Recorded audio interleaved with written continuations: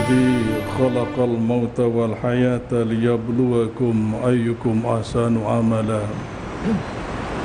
والذي جعل الشمس ضياء والقمر نورا وجعل الأرض فراشا والسماء بناء وجعل الليل سباتا والنهار معاشا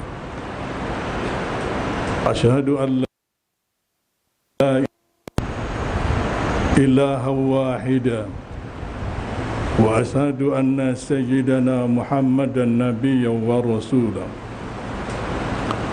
اللهم صل وسلم وبارك على سيدنا محمد وعلى آله وصحبه ومن تبع هداه أما بعد أوصيكم وإياي بتقوى الله وطاعته لعلكم تفلحون وقوا أنفسكم وأهليكم نارا قال الله تعالى في كتاب الكريم أعوذ بالله من الشيطان الرجيم إن هذا القرآن يهدي للتي هي أقوم ويبشر المؤمنين الذين يعملون الصالحات أن لهم أجرا كبيرا وأن الذين لا يؤمنون بالآخرة أعتدنا لهم عذابا أليما وقال أيضا يا أيها الذين آمنوا اتقوا الله وقولوا قولا سديدا يصلح لكم أعمالكم ويغفر لكم ذنوبكم ومن يطع الله خيرا ومن يطع الله ورسوله فقد فاز فوزا عظيما Sadaqallahul Azim. Hadirin jamaah Jumat rahimakumullah.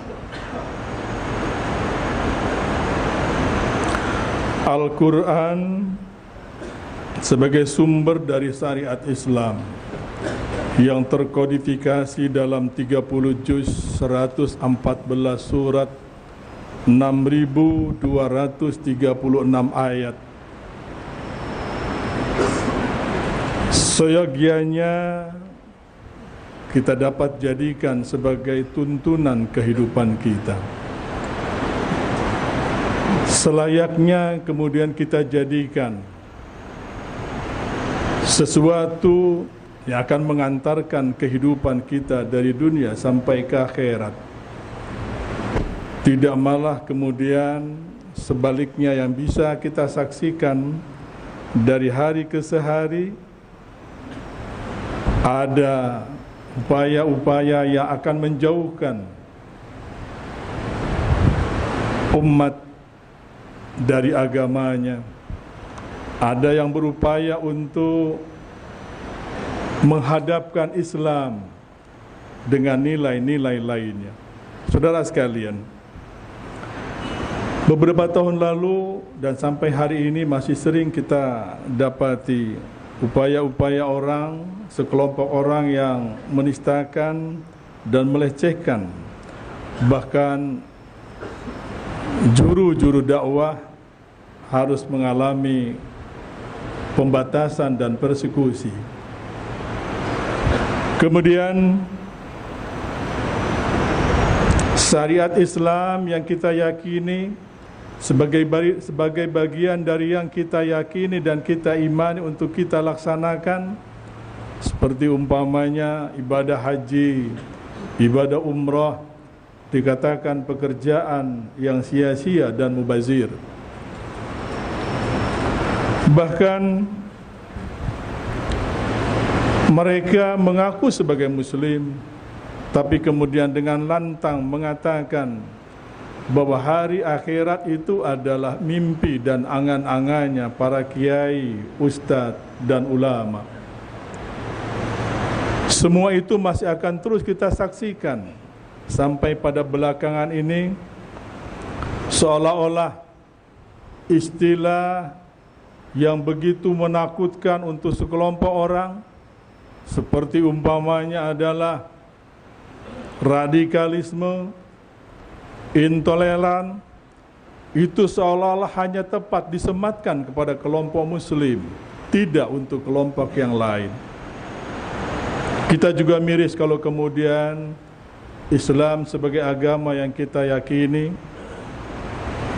harus dikatakan sebagai musuh berat dan terberatnya dari falsafah negara Pancasila. Saudara sekalian, boleh jadi ini semua akan terus berkembang sampai kepada dan harus dialami oleh anak cucu kita.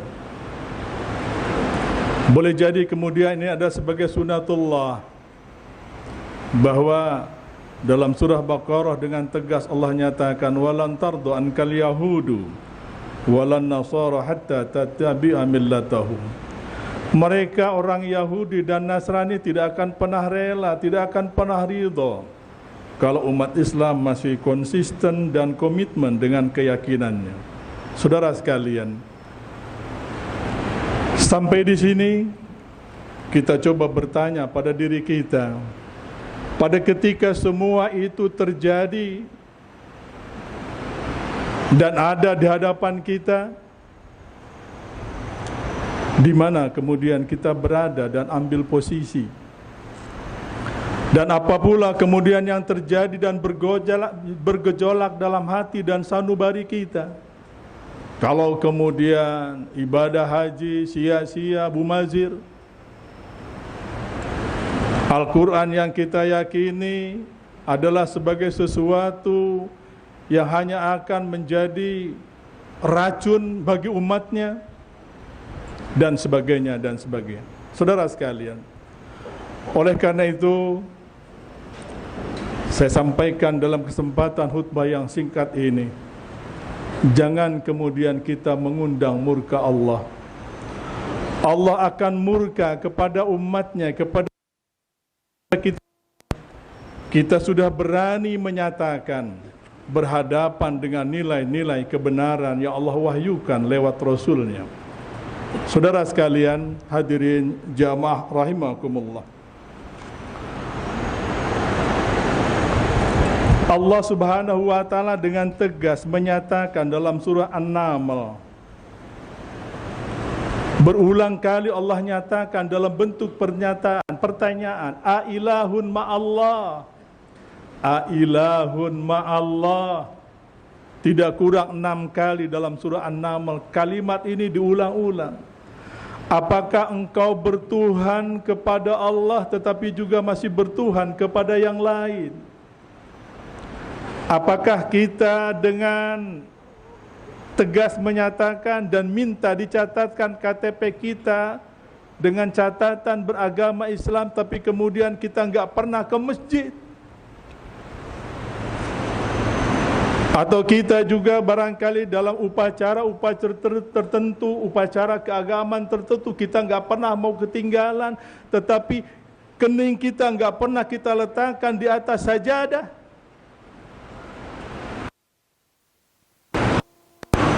Kalau lisan kita masih menyatakan Al-Quran itu adalah petunjuk hidayah, wahyu dari Allah, tetapi kita enggak pernah menyempatkan waktu untuk pegang Al-Quran dan membacanya. Hadirin jamaah rahimakumullah, boleh jadi kalau sikap itu yang masih kita lakukan, dan kalau kebiasaan itu yang masih terus, berarti kita adalah termasuk orang yang cuma tetapi hati kita berbeda dengan apa yang kita ucapkan. Boleh jadi itu adalah sikap orang-orang yang munafik. Saudara sekalian, Allah Subhanahu wa taala meminta kita, kalau kita mengaku, merasa dan meyakini bahwa Islam sebagai agama kita, maka seluruh yang ada pada diri kita, kita harus nyatakan sebagai pengakuan dan itikat kita sebagai seorang muslim. Udkhulu fis silmi kafah. Keislaman kita harus total. Tidak cuma sekedar lisan kita amantu billah, kita beriman kepada Allah, tapi kemudian Allah kita kesampingkan. Tidak jarang di antara kita yang merasakan keberhasilannya dalam sebuah karir, kesuksesannya dalam sebuah pekerjaan, dia nyatakan bahwa saya berhasil, saya sukses karena dedikasi saya, karena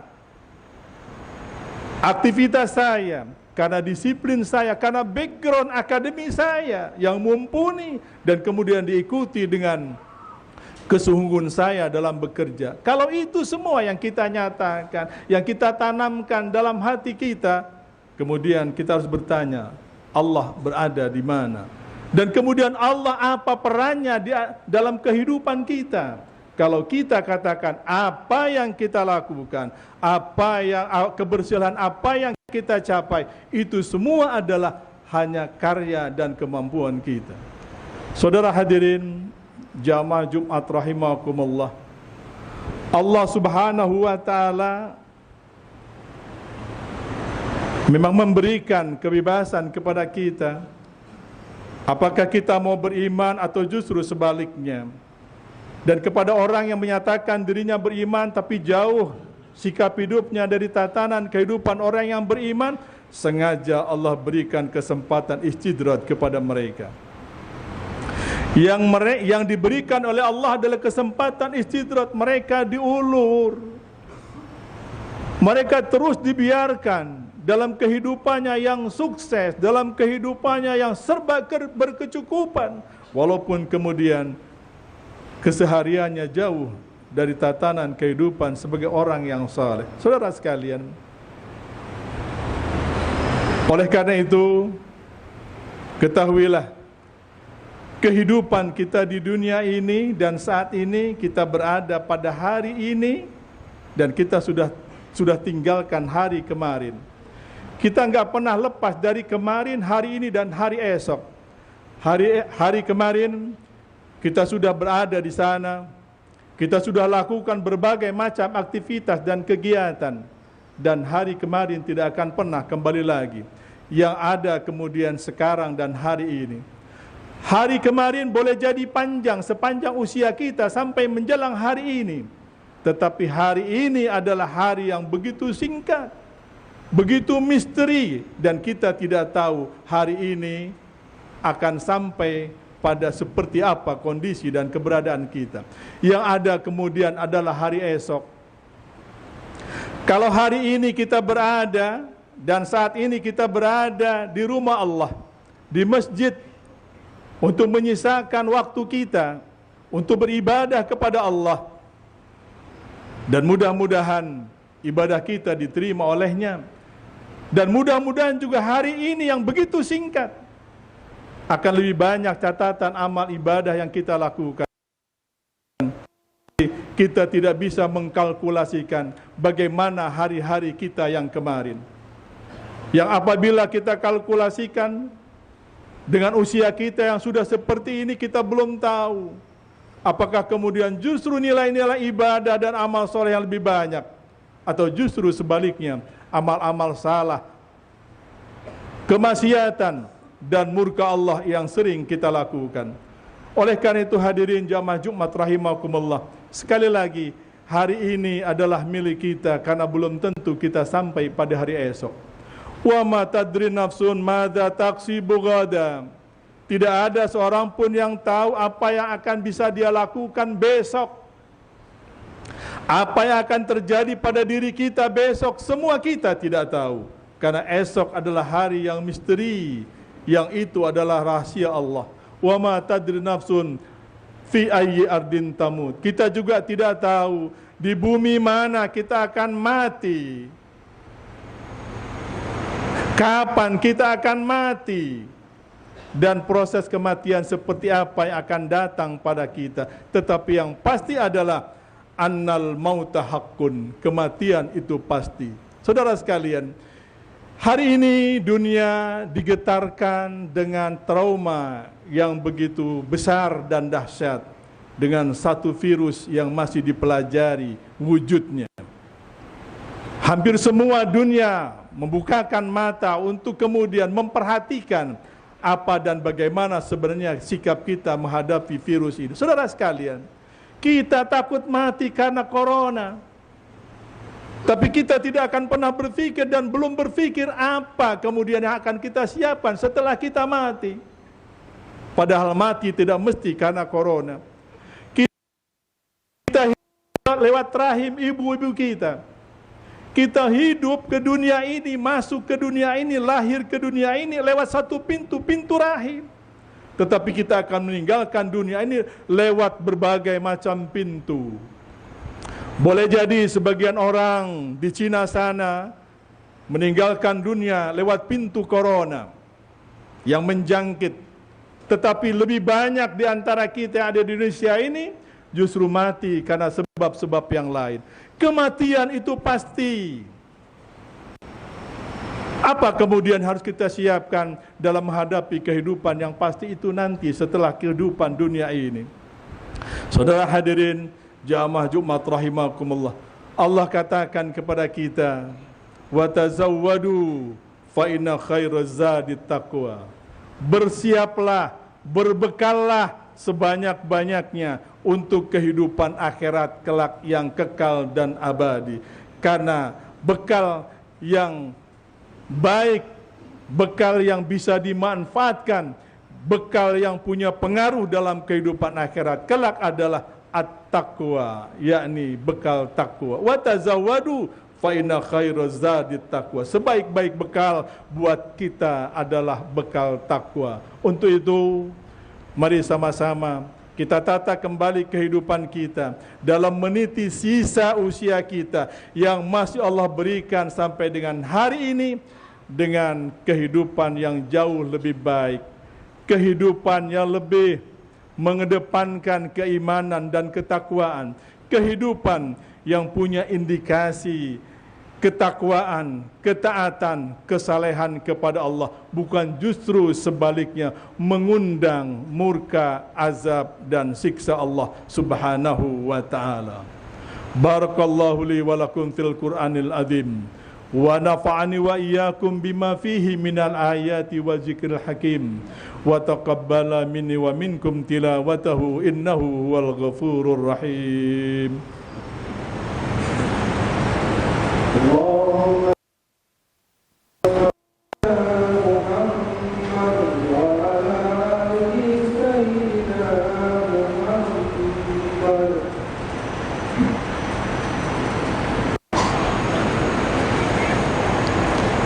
alhamdulillah nahmaduhu wa nasta'inuhu wa nastaghfiruh wa na'udzu billahi min sururi anfusina wa min sayyiati a'malina.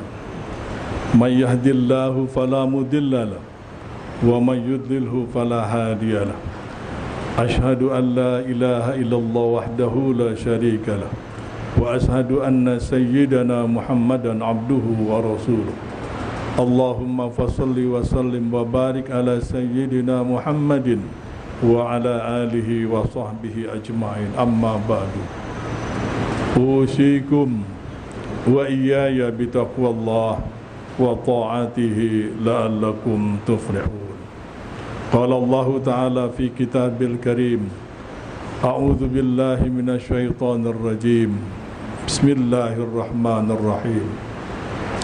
Innallaha yusalluna 'alan nabi ya ayyuhalladzina amanu sallu 'alaihi wa sallimu taslima. Waradallahu ala arba'ati khulafa'ur rasyidin khalifatu rasulillahi sayyiduna Abi Bakrin Siddiq wa ala natiqi bil haqqi was shawab amirul mu'minina sayyiduna Umar bin Khattab wa ala zunnuraini wal burhan amirul mu'minina sayyiduna Utsman bin Affan wa ala asadillahil ghalib amirul mu'minina sayyiduna Ali bin Abi Thalib wa ala baqiyati sahabati wal qarabati wa tabi'ina wa man tabi'ahum bi ihsanin ila yaumiddin wa alaina ma'hum bi rahmatika ya arhamar rahimin. Allahumma ighfir lil muslimina wal muslimat wal mu'minina wal mu'minat al ahya'i minhum wal amwat innaka sami'un qaribun mujibud da'wat ya qadiyal hajat. Rabbana ighfir lana wa liwalidayna warhamhuma kama rabbawna shighara. ربنا هب لنا من أزواجنا وذرياتنا قرة أعين واجعلنا للمتقين إماما ربنا اللهم اجعل حياة لنا زيادة في كل خير واجعل الموت راحة من كل شر ربنا آتنا في الدنيا حسنة وفي الآخرة حسنة وقنا عذاب النار عباد الله إن الله يأمر بالعدل والإحسان وإيتاء ذي القربى وينهى عن الفحشاء والمنكر والبغي يعظكم لعلكم تذكرون فاذكروا الله العظيم يذكركم واسألوه من فضله يؤتكم ولذكر الله أكبر